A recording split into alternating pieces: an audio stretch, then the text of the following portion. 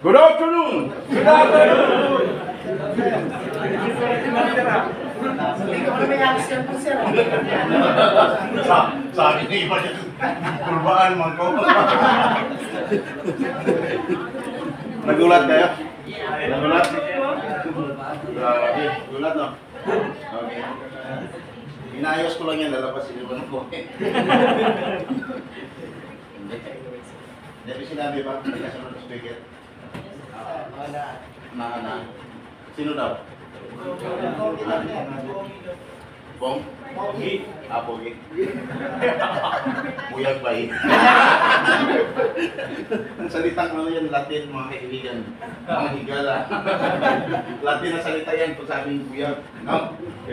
Pinanganak siya sa Korea. No? Tapos, mother ko Koreana, father ko Thailander. So ngayon, lumaki ko ng Pilipinas. Hindi sa Pugo ha. Okay. Kumusta naman kayo? Okay lang? Okay. Ramdam niyo ba akong speaker ngayon? Yes. Ramdam niyo ba? Pero maniniwala ka ba ma'am? Nasa ganitong mukha, ikarapat dapat at kapanipaniwala yung mukha na itong magiging isang speaker. Maniwala ka ba ma'am? Sabi niya, binusan niya kahapon kasi hindi. Wala na eh. Okay. So, pag pumamesa nyo na ka, pag paumanin nyo na, kagaling mo ng duty, tanong sa gabi. Maniwala ka naman. Maniwala ka ba tayo ngayon sa gabi yan? Bakit hindi maniwala? Ano naman? Di ba? Pero sabi hindi. Bakit? Eh, iba naman buhok mo eh. Okay. Sino ang kawin ko sir? Sino? Number 16. Ang lupit. Ma'am, gusto mo maging... Ito parang sila ni Mercado eh. Grabe dito, no? Grabe. Ikapoy ko ba? Ang ibig sabihin, napagod ako. Kapapasok ko lang, ikaw ma'am, pagurin ka ba? Hindi naman. Okay. So, sarap, no? Yung kahit gutom, no? Kahit hindi mo nakakain. Pero pagdating dito, buhay na buhay, pagpasok ko, no? Ma'am, okay lang kayo dito dalawa? Gusto niyo dito kayong dalawa? Alam niyo, kahit yan kayo, pupuntahan ko pa rin kayo. Bakit? Ayaw ko, na habang ako'y nakatayo dito, may nakatago dyan. Okay! Ako Brasi, gusto mo naman ang pangalan ko? Yes. Okay, ang pangalan ko. May ballpen, may mga ballpen ba kayo? Okay. Ang pangalan ko, pero yung Mrs. Sam Carwas, nakapagsalita ng mga papilos, maligas sa rin. Nandito rin kami ng ibalatan ng Mrs. Sam, makikinig dito, nandito kami dalisan para mga services para sa inyo. Ang ibalatan ng Mrs. Sam, ano naman ang mga services na yan? Ang lagi kong sagot, ganito, mamaya, inyo mo na naman ang pumitali sa aking pagbabalik. Mabilis ba akong magsalita? Mabilis no? Ma'am, anong gusto mo? Mabilisan o matagalan? Hindi sumasagot eh. Ito lang tanongin ko. Ma'am? Mabilisan o matagalan? May sumagot pa doon. Apil-apil ba? Ang ibig sabihin, sumasalig talaga. Pasensya na kayo, may Latin talaga ako ng salita. Mama, sabi ni Mama matagalan. Bakit? Pag matagalan, maraming matutunan. Tama? Mabilisan, parang wala lang. Okay? Wala kang, hindi mo fail. Pag mabilisan, kailan matagalan. Diba? Grabe to. Sanay sa matagalan. Okay! Actually, dati talaga matagalan, umabot ko ng 1.5 hour nung wala pang pandemic. Pero after ang pandemic, no? 1.5 hour na yun. After ang pandemic, 30 minutes na ako. Bakit? Wala naman akong sahod eh. Request na ako dito. Okay. So, sir, okay na ba sir? Ready na sir? Okay, ako yung speaker, Mr. Sam, no? Linawin ko, Mr. Sam, no? Kasi sa probinsya, pangalan ko talaga Samuel. Dito kasi level up pagdating ng Manila. Level up tayo. Sam. Ayun na. Somewhere out there. Magandang boses mo, ma'am. Okay! So, Saan ka trabaho sa? May number pa ako. Ang number ko, gusto mo makuha? Ang number ko 0948-0939970 at saka isang number ko 0960-5135480. Kape? Actually, mamaya ibibigay ko sa inyo. Okay mo lang ibibigay ko sa inyo. Bakit? Yung number na yan, napakalaga para sa inyo. Just in case of emergency. Kaya ako nandito, just in case of emergency. Dami nga natutunan sa videos kanina, di ba? Kaya memorize ako ninyo. Dapat may apply niya pagdating sa labas ng bansa. Kasi pag hindi mo na i-apply, pagdating doon, magugulat ka. Bakit ganito? Bakit ngayon pa lang? Bakit ganito? Kasi maraming ipinagbabawal doon, tama? Sa labas ng bansa, maraming ipinagbabawal. Tandaan, iba ang batas dito. Iba ang batas doon. Kaya ingat ha. Sino mga ex-abroad? Taas yung mga kamay. Ex-abroad. Taas yung mga kamay. 10. Sino ang mga first-timers? Taas yung mga kamay. 11. Sabi nila, ang bilis mo magbilang. Ang bilis ko daw magbilang. Naniwala ba kayo nagbilang ako? Hindi naman eh. Sa totoo lang, nakita ko lang ang ex-abroad, nasa 10 lang, kunti lang talaga. Pero saan ang mga nabi? 10 or 11? 11. Kaya marami. So hindi ko na pinapatuloy ipagbilang kasi nahirapan ko lang sarili ko. No? Okay. Kaya nahirapan na ba dyan? Oh, sino gutom na? Taas yung mga kamay. Okay. Sino hindi pa gutom? Taas yung mga kamay. Oh, wala. Lahat gutom. Okay. Lahat na malungkot kanina, magiging masaya. Yung lahat ng antok, gising pag-uwi. Talagang sigurado busog ko na busog yan. No? Busog ng ano? Hangin. Kasi nalipasan na ng gutom mo. Okay! Tuloy-tuloy ha! Hay! Masaya ba kayo? Masaya? Kasi kung hindi kayo masaya, alam ko na sinamot ka. Dahil masaya, kita ko lahat naka-smiling face. Tama? Naka-smiling face. Hey! Ngayon, kukunti lang ex-abroad. First timer, hindi ba kayo magtataka bakit kukunti lang mga ex-abroad? Sabi ni isa dito kahapon siya, siguro nadala na. First timers, nadala na daw. Bakit ano ba mayroon sa labas ng bansa? Okay, magtatanong lang. Isigaw niyo mga ex-abroad. Yung tungtong naramdaman niyo. Isigaw niyo, ha? Pag sumagot kayo sa akin ng panigalit, parinig niyo sa mga first timers, ex-abroad. Masarap buhay, OFW hindi. Sarap! Hindi. Lahat sumagot, lahat ng isa-abroad lang. Lahat ng isa-abroad, tingnan natin kung ano. Huwag mahiya, ito to. Masarap buhay, OFW hindi. Sarap! Ang isang sumagot, sino mas marami sumagot naman? Hindi. Ex-abroad. May isa doon, sabi, masarap. Pero nung isa dito kahapon, sabi niya, sir, mahirap na masarap. Ang tanong ko, sabi ko, mahirap o masarap? Sabi niya, hindi. Mahirap na lang, sir. Nagsinungaling. Okay! Sinong ex-abroad? Ang umabot ng 20 years sa labas na bansa, 20 years. Meron? Wala. 15 years. Meron? Wala. 10 years. Meron? Wala. 8 years. Mayroon? Wala. Alam ko wala. 6 years. Meron? 6 years. Hanggang dyan na lang ako. Sir, nung magpidos ka nun, nung umalis ka nun, nagpidos ka ba? Okay, saan ka nagpidos nun? Dito kami pa isa. Dito rin? Online. Online lang. O, sino pang nagpidos dati? Nung umalis? Yung 5 years sa Mansa. Sir, sa Pasig ka? Okay. Nung magpidos ka sa Pasig, nakita mo ba ako doon, sir? Hindi. Hindi na kita naalala doon. Hindi, basta tanong na. Nakita mo ba ako doon? Wala. Wala. Hindi niya ako nakita doon. Kasi wala naman talaga ako. Wala na akong tingog dito. Ha? Wala na akong tingog. Okay! Ngayon mo lang ako nakita kasi nandito ako ngayon. Si Sir sa Amipa, pero hindi niya ako makita kasi online naman siya. Tama? Kung sa online ka, nandun ka sa loob ng computer. No? Kahit sabihin ko, sir, punta ka dito, hindi ka pwede pumunta kasi nasa loob ka ng computer. Hindi ko alam kung saan lugar ka. Tama? Okay! Sir, kamusta ang magiging buhay mo OFW nung sa labas ka ng bansa? Kamusta? Okay naman ang kapag-ipon naman. Wala, sir. Naubos na. Tinanong ko kung nakapag-ipon ka.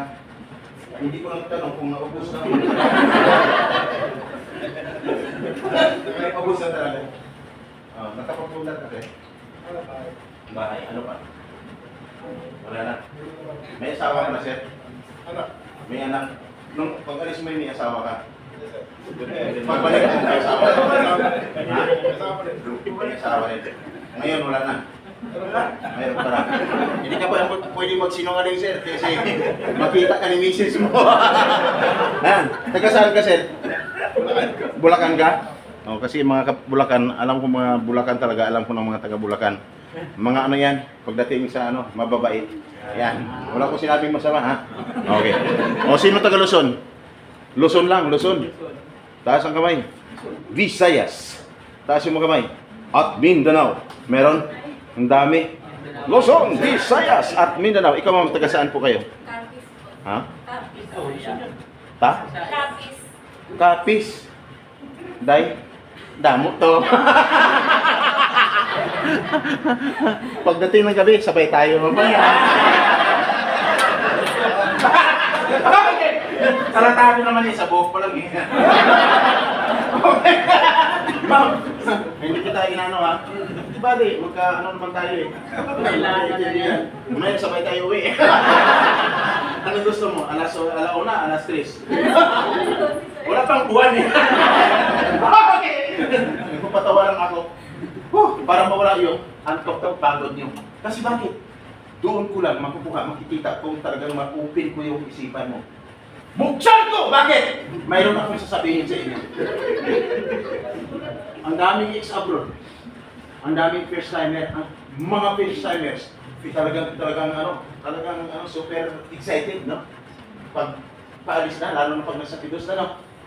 Super excited. Kasi bakit? Oh, pare, pag-atin natin sa labas ng bansa, talagang makakabawi na tayo. Sir, may asawa ka na? Ilan? Kamali ka ng pagsagot, dali. Dali ka lang. Okay, may asawa mo may anak, sir. Ikaw ma, mayroon na? Hello? Wala. Wala din ako. Ma'am, hayaan mo. Magpinto ako sa inyo. No? Aalis kayo lahat. Kamusta yung excitement? 100% ba? 100% naman. Okay, sana ha, 100%. Sana after ko mag-talk, hindi mabawasan yung 100% na excitement mo. Bakit? Mayroon ako sasabihin sa inyo. Napakalaga na dapat mong malaman. Hindi mo alam noon. Ngayon, malalaman mo. Mr. Sam, ang ano, ito na. Magtatanong ko. Ihanda mo ang sarili mo. Bakit? Baka mamaya, pag nagtanong ako, may nangyari sa'yo, bawas ng 20% ang 100% na excitement mo. Kaya ihanda mo yung sarili mo. Lahat na dito mo, magtatanong na, lahat ba ay nakapag-sign na ng kontrata? Hindi ba? Sino ang nakapag-sign na ng kontrata? Taas yung mga. Thank you po magkita. Sino ang hindi pa nakapag-sign na ng kontrata? Diyan. Hindi nakapag-sign ng kontrata. Ayun sa batas. Dapat ang isang OFW bagong kilos dapat sa kanya nakapag-sign na ng kontrata. Sabi di ba? Ha? First timer, isa ka ba? First timer ka? Ilang taon ka na, sir? 40 to? Grabe. 40 to na. Tanongin mo ako kung ilang taon nila ito, sir. Magamit kaya sa pintuan. 75 years old, sir. Okay! Wala, talagang ganyan ang buhok namin na taga-tapis. Hindi, yan ang buhok namin taga-tapis. Okay.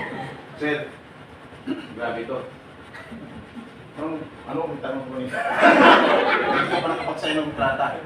Sa mga hindi nakapag-sign ng kontrata, normal lang yun. Normal lang. Nasa batas. Ibig sabihin, bawas na ng 20%.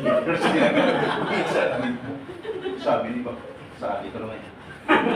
Bakit? Yan ang nasa batas. Then after na mag-sign ng kontrata, mag-pidos yun. After mag-pidos, dapat sisigurin mo ka-flight ka na. Bakit? Nasa batas, ang isang OFW mo lang nag-apply at nabisahan dapat 60 to 90 days prior, dapat wala ka na sa Pilipinas. Dapat sa labas ka ng bansa at dapat wala ka na ngayon dyan sa iyong inuupuan. Sabi niya, kami, bakit nandito pa? 60 to 90 days, ibig sabihin 2 buwan. 2 buwan hanggang 3 buwan, no? Wala ka na sa Pilipinas. So, another 20%.